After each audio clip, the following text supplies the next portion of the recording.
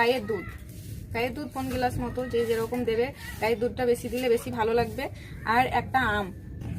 তো চলো বন্ধুরা, আমি আজকে তোমাদেরকে আম পায়েস বানানো দেখাই, কীরকমভাবে আম পায়েসটা রান্না করব, এটা তোমরা প্রথম থেকে শেষ পর্যন্ত দেখো। তো দেখো কড়াই গরম হয়ে এসছে। আমি এখানে 2 চামচ মতো গাওয়া ঘি, যেটা বাড়িতে থাকে গায়ের ঘি, এটা 2 চামচ মতো দিয়ে এটা গরম হোক। গরম হওয়ার পর, গরম হয়ে এলে